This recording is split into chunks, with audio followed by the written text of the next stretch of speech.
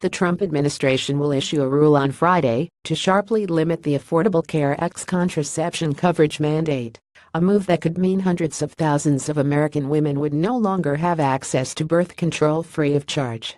The action, according to a Republican brief Thursday on the regulation, will allow a much broader group of employers and insurers to exempt themselves from covering contraceptives such as birth control pills on religious or moral grounds. It represents the latest twist in a seesawing legal and ideological fight that has surrounded this aspect of the 2010 health care law nearly from the start. The rule change, first reported by the New York Times, will be among the recent moves by President Trump to dismantle initiatives enacted under the Obama administration. It will fulfill a crucial promise Trump made as a candidate to appeal to social conservatives, and in May when he signed an executive order in the Rose Garden to expand religious liberty.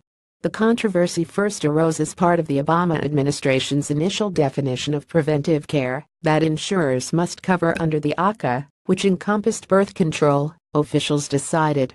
A subsequent accommodation gave exemptions of sorts to houses of worship, nonprofits with religious affiliations, and closely held for-profit companies.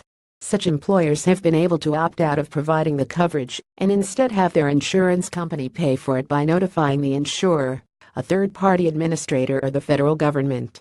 Organizations affiliated with the Catholic Church, which teaches against birth control other than by natural means, have been among the most vocal opponents.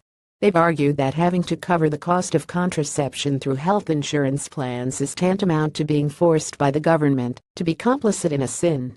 In the past several years, lawsuits have been filed by nuns, Catholic charities, hospitals, and universities. Even now, litigation continues in several federal appeals courts. In 2014, the Supreme Court ruled that it was illegal to impose the mandate on closely held corporations such as Hobby Lobby, a craft store chain with Christian owners who objected to the idea of paying for several kinds of the birth control that must be covered. The action by the Trump administration is almost certain to spark fresh litigation. The National Women's Law Center, which estimates that in 2013 alone, the contraception requirement saved women $1.4 billion in oral contraceptive costs, has vowed to challenge the administration in court. With some women who lose the ACA's contraceptive coverage, it means choosing between preventive care like contraceptives and paying their rent, their mortgage, electric bill, said Marigandel Powers, senior counsel at the National Women's Law Center. In his sweeping May 4 executive order on free speech and religious liberty, Trump ordered his cabinet to address the concerns of those who had conscience-based objections to contraceptive coverage. Over the summer, a leaked early draft of the rule began circulating in Washington, priming both sides for a renewed fight. The draft immediately drew praise and condemnation from the respective sides.